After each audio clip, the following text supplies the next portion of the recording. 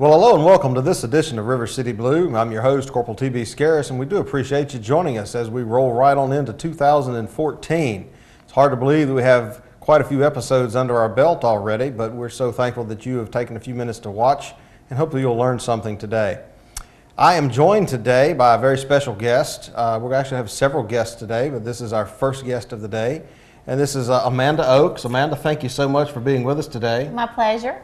And just a little bit about Amanda, and I'm going to let her fill in some of the gaps here, but we're going to talk about a very special project that the Danville Police Department was approached about late last year, 2013, and worked very hard throughout the year to make this thing a reality. And we're actually going to talk to several of the key players that made this a possibility. And that particular project is a permanent drop-off site for prescription medication. Now, in just a few moments, Amanda's going to talk to us about why that's such an important issue here in our community, and not only for our community, but for our nation. So, prescription drugs, how many times have you had medications that you didn't use all of, or maybe they expired before you used them all, or you didn't need them all? What do you do with all of that? You know, years ago it was, well, you could throw it away, you could flush it, but now with all the problems with pill abuse and different things like that, and contamination of the water, you know, what do you do with that? So a project came about in 2013 for a permanent drop site, and this is how the police department was able to partner with several community partners. And one of those is the Regional Alliance for Substance Abuse Prevention, Incorporated, and RASAP for short. So if you've ever seen those initials on billboards or on advertisement, RASAP, you'll know what that stands for now. Well, as luck would have it, we have Amanda here with us today. Thank you. And Amanda is the president of the Regional Alliance for Substance Abuse Prevention. So Amanda, tell us some of the things that the coalition is involved in the community and has been for the last several years, so that we can kind of segue into this project from some of the other projects that the organization has accomplished. Well, the coalition works on substance abuse prevention from an environmental strategy, which means we look at community strategies that are community-wide. And so each year, RASAP surveys youth to find out or to assess the problem. We ask them about their drug use to know what's trending, how it's changing, how they access drugs, so that we can develop strategies and activities to prevent drug use. Some of the other activities that we fund are the golf cart program, which you're very familiar with, the drug driving simulation. We do poster contests in the schools. Each year we have a summer conference that focuses on bringing a nationally recognized speaker into our area to educate our community about drugs and drug use and drug prevention. And we also participate in partnership with ABC to do merchant education training on reducing access to tobacco and alcohol. We also partner with the DEA and local law enforcement for our prescription drug take-back event, which is twice a year. And just a variety of activities, health fairs, youth events. We are out there. We do presentations for free at churches or any organization that asks. We'll come out and speak to adults, seniors, parents, youth about substance abuse. And one of the good things about this particular coalition is the partnerships that you have with local entities such as education or mental health services or law enforcement. You also are able to harness the resources that they have, and so it's kind of a dual approach, which is really good.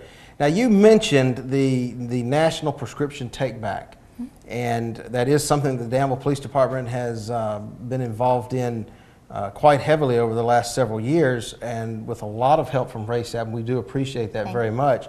And this is a good point to go ahead and bring in the prescription drop box. So, as I recall, about a year and a half, 2 years ago, we had the pleasure of having a student volunteer who we will meet later in the show, who approached us, wanted to volunteer at these events, wanted to help out, and it was through this young lady that the idea for a permanent drop was proposed. And tell us a little bit about how Claire Gray introduced herself and was able to propose this project, and how RACEAP was able to help fund it. Okay, one of the things that RACEAP in our partnership with the Take Back program, one of the things that we constantly heard at that event was, where do I go a month from now when I want to dispose of my prescription medication, or I know of someone that wasn't able to come today. Where do we go when there's not the event? And we, quite frankly, there was nowhere to send anyone to dispose of their drugs outside of those events. We were basically asking folks to secure and monitor those drugs until the next event, which was typically 6 months away. And so we knew there was a huge need to have a permanent location. And along came Claire, who phenomenal high school student with Tunstall, and one of the events she had brought a picture of the med return box and said, have you ever thought about getting one of these and putting it somewhere in our community where people can drop off? And so we thought that was just a great idea, and so we ran with it. And we approached the police department and others about how to make this happen. And it is my understanding now that we are only one of 7 in the Commonwealth of Virginia permanent drop sites that are administered by law enforcement. So just a tad bit more about this particular project. Not only did Claire propose the idea to local law enforcement, but she had also put together a kind of a survey of her own about the needs in the community for this, some cost involvement, how she wanted to fund this particular project. So when that idea was presented to the Danville Police Department, what we came up with, we were able to partner with RACEAP for some of the funding, and it was an awesome partnership. So now, and you'll see some clips of this just a little bit later on, here at the police department there is a permanent, open year-round, every business day of the municipal building drop site for expired medications. And there are specific things that we can take and will not take, and we'll go over those just a little bit later. So in and around your travels in the community, when you go to the pharmacy to pick up that prescription, one of the things that you might want to be on the lookout for is this particular poster. We're in the process of getting these placed in all of the pharmacies and dispensaries here in the city. We're about halfway through our list, or just slightly over halfway. And this particular poster is laminated, so it's very visible when you go, and we've had phenomenal response from the pharmacies that we've taken this to so far. And this gives you all the guidelines that you need of how, when, and where you can bring those medications. And as indicated, we will talk a little bit later in the program today with Claire. So we've already had, I know from the law enforcement standpoint, people coming in now that they're finding out about this, and this is just one step additional in the process to let people know. So now that we have this particular thing in place and we're notifying the pharmacies, and hopefully the public in general, what other things is RACEAP planning in the very near future in regards to prescription medication, prescription abuse problems? Well, we have partnered with the Virginia Department of Health, and on April 5th, we will be having a prescription drug summit on best practices for dispensing and prescribing that's going to target healthcare professionals, primarily doctors and dentists. And they'll be coming in, and from some professionals throughout the state that will come and speak to those prescribers and dispensers about best practices, and introducing to them the prescription drug monitoring program that's offered throughout our state. And so that's one. We will also later in the year, we just received funding to host a town hall meeting in our community on prescription drug abuse. And so we're in the planning and development stage for that, so be on the lookout. That's great. And just for the record, if you don't have time to drop your prescribed medicines or expired here by the police department for disposal, the next national Take Back event is set for April 26th. And you'll be hearing more about that in the local media, so pay attention to that and to this channel as well. Well, Amanda, thank you so much for joining us today. Thank you. And we look forward to continuing to work with RACEAP and its community partners. Thank you so much. Thank you.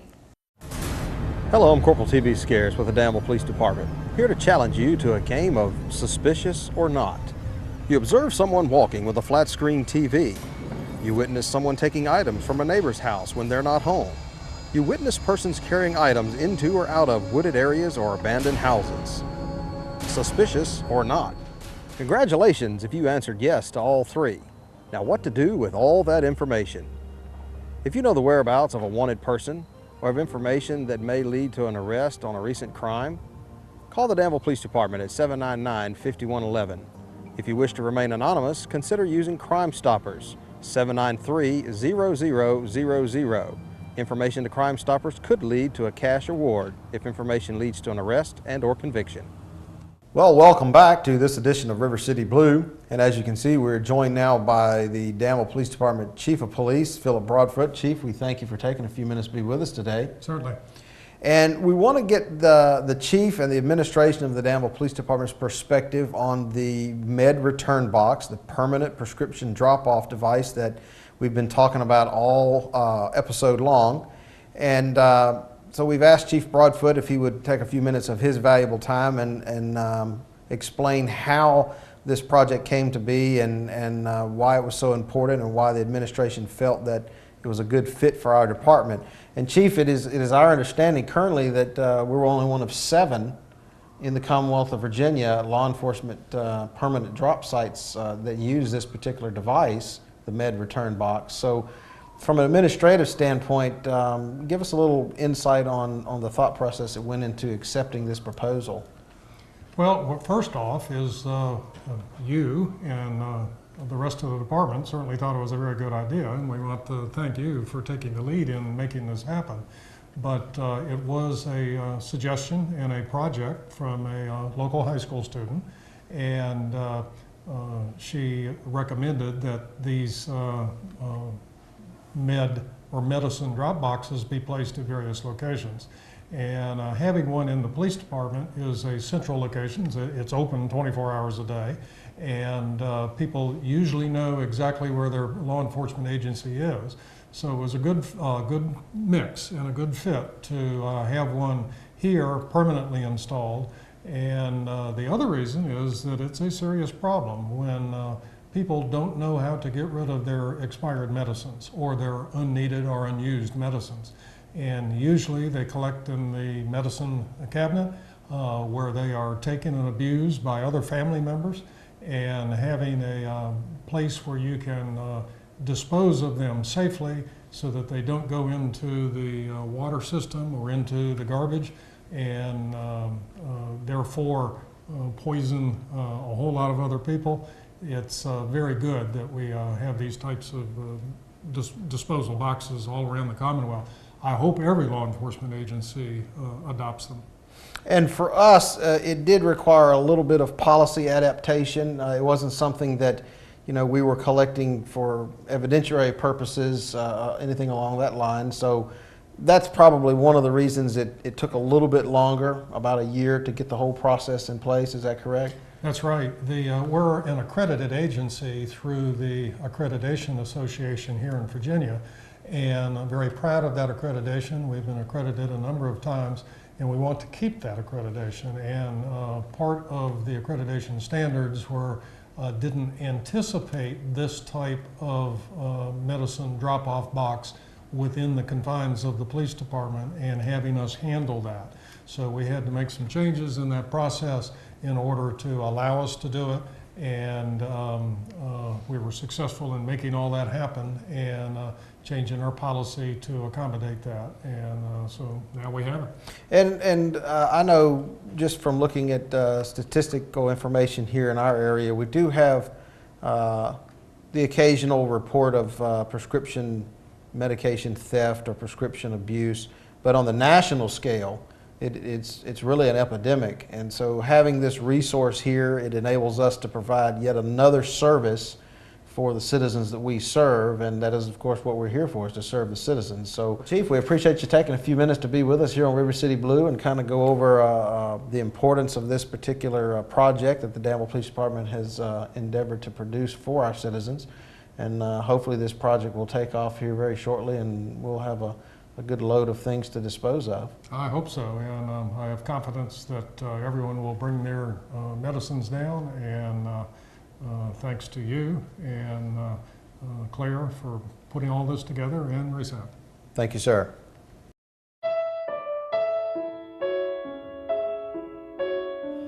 At home watching TV, doing nothing. I would be at home playing my Xbox. I would be bored to death.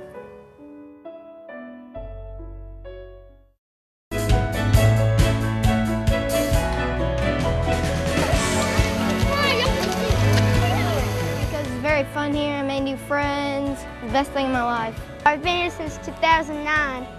I know it's going to be a lot of fun for me. I can make lots of friends and stuff. We had a policeman come to teach us about gun safety and internet safety. I love it because the person from the Science Center came and talked to us about the outer space. I made a lot of friends at summer camp. Tyree, my sister, Natalia, Tanaya. I love summer camp fun day because we have so many cool activities that we do. It had to be the fun wagon. Getting in the fun wagon because I love water. The fun wagon we got in water when there was a big sprinkler. The fun wagon is only something that I can do when I come to coach camp.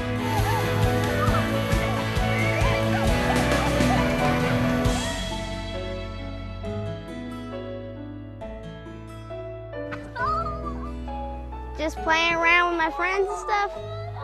That's what I like, playing around with my friends.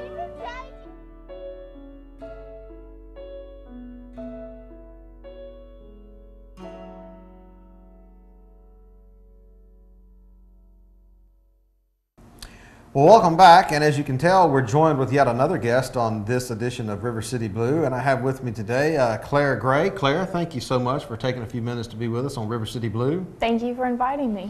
And as you've heard throughout the earlier part of the program, Claire is very instrumental, or was very instrumental, in the med-return drop box, or the prescription drop-off point that we now have here in the city of Danville, available to Danville and surrounding areas.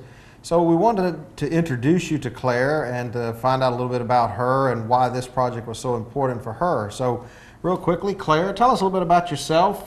You are a high school student, so tell us a little bit about what's going on in that particular area. I'm a high school senior at Tunstall High School, and I aspire to become a pharmacist, so I felt like volunteerism and being able to couple that with my future career path is an important thing. So I volunteered at 2 national drug take-back days, one at Target and then Walgreens, and I felt that there was a need in the community for a drop box to be permanently located so people in our area can deposit their unused or expired prescription drugs instead of using the kitty litter method or flushing them down the toilet. And it's kind of interesting too, from a law enforcement standpoint. You know, a lot of times we don't have a lot of volunteers that want to help the police, so sometimes that's a little bit of a shock. So it was very rewarding, number one, to have volunteers show up to help at an event, and number two, it was extremely rewarding to find out that it was someone from our youth community. So it's important for us to work with individuals who have a desire to make a difference in the community.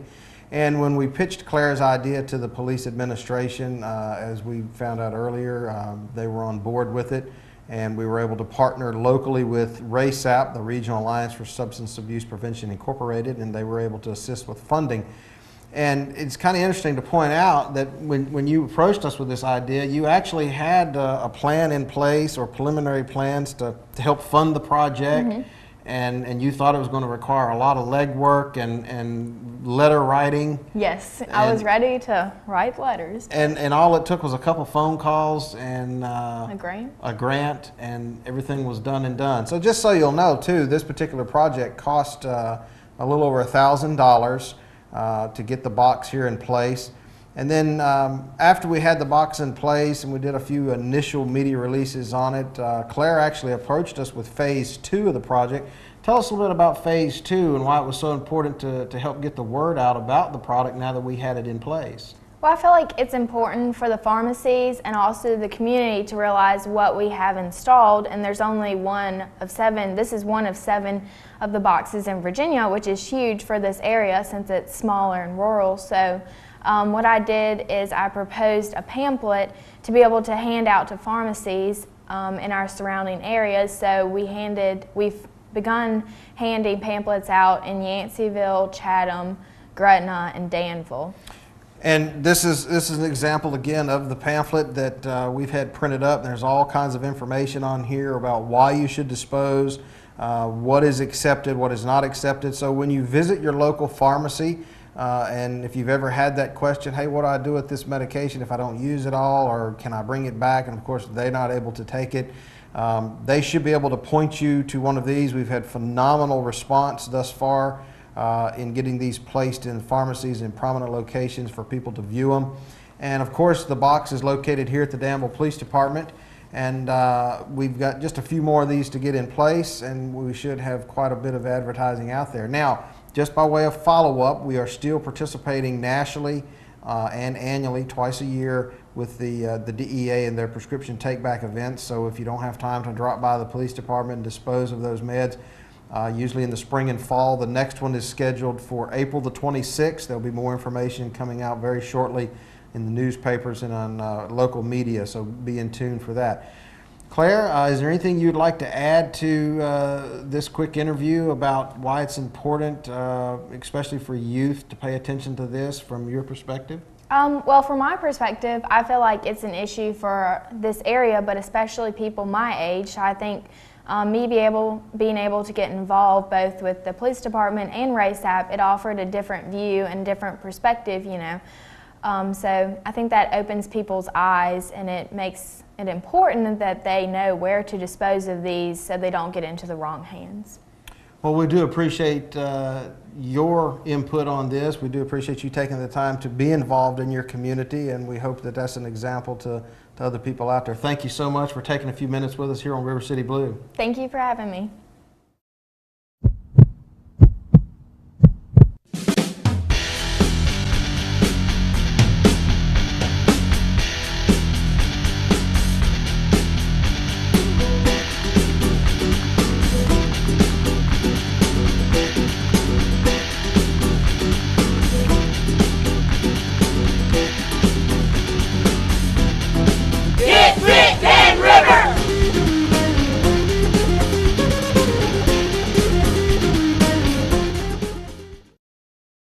Welcome back to this episode of River City Blue. We thank you for joining us.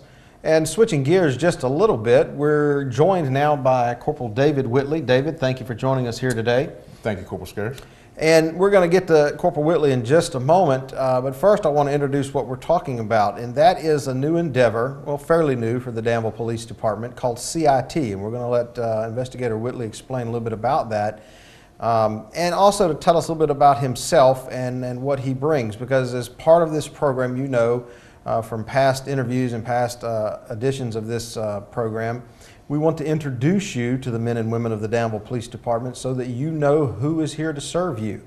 So the face behind the windshield, the face behind the badge, so to speak. So Corporal Whitley, thank you for joining us here today. And tell us just a little bit about yourself, how long you've been with the department, and what your current role is with the department. Well, I'm Corporal David Whitley. I've been with the Danville Police Department since 2003. I'm currently assigned to the Detective Division with the Danville Police Department. And with that assignment, you worked a lot of major cases.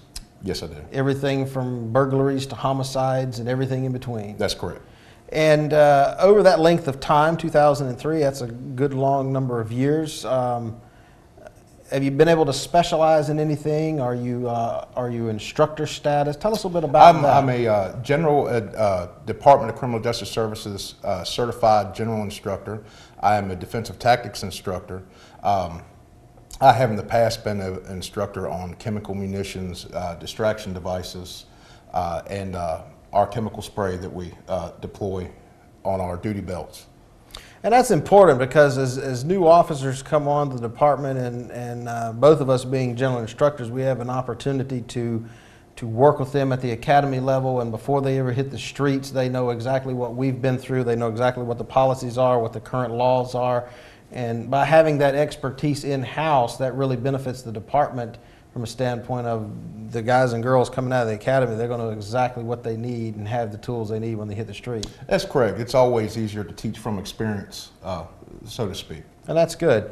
And since we're on the topic of training, and we mentioned earlier the CIT initiative, tell us a little bit about the CIT program and what it stands for, and basically how the community is going to benefit from this.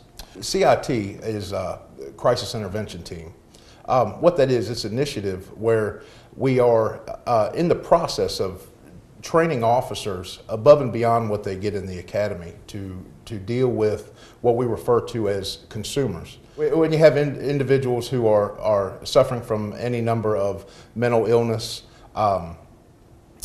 issues with drug addiction, problems with medication that they're currently being prescribed and using. It's training to deal with any type of mental issues, from postpartum depression to PTSD. It just adds another layer to the training that officers have coming out of the academy. So I guess in layman's terms, instead of the average officer rolling up on the scene and handling the situation by, okay, that's going to be a quick trip to jail, if it meets certain criteria, we're going to do point-in-time evaluation of that particular situation and that particular person or persons involved. And with the training that the officers are being exposed to, they're going to be able to look deeper at the problem and resource that person to a service provider as opposed to automatically assuming that that person needs to go to jail. That's correct. Now, keep in mind, this does not it does not in any way trump any training that we have as far as our tactics, our safety, the safety of the officers involved, or the safety of the community. What it's there to do is, number one, to lower the risk of injury by officers. If we have a situation where somebody is in crisis for any number of reasons, they may not understand exactly what's going on at any given point in time. Even if the officer is very articulate, is very good at explaining the situation, whatever their issue is, whatever crisis they're going through at that time may prevent them from understanding, and that can lead to all kinds of problems for the officer and for the consumer. So the goal here is to add additional officers, obviously, and additional instructors as the program grows. And it's another way that the Danville Police Department is here to provide the best possible service to the citizens that we serve. And if you want more information on that, we can always provide that. We'll probably very shortly have a link to some of the other models that are available statewide and nationally on our website, so be sure to check that out. And as the program grows, we will of course have Investigator Whitley back on with us to discuss the growth of the program. We thank you for joining us today and providing us a little insight on some additional training that our officers are preparing and are in the process of undergoing. Thank you so much. Thank you. Well, that's going to do it for this edition of River City Blue. We thank you for taking some time to join us. We hope you found today's program interesting and enjoyable. Special thank you to all of our guests for taking part in this particular episode and to bring you an inside look at some more of the offerings of the Danville Police Department. And also keep in mind, if you have prescription medication that you would like to dispose of, if it is expired, unneeded, or no longer useful to you, the permanent drop site is located here at the Danville Police Department. Simply bring it in, no questions asked. The box is available during normal business hours for the municipal building. The next national initiative for prescription take-back is scheduled for April the 26th. We hope you'll take time to stop by and join us for that. Pay attention to local media outlets for locations that will be forthcoming very shortly. Well, as always, thank you for joining us and hope you'll tune in next time for River City Blue.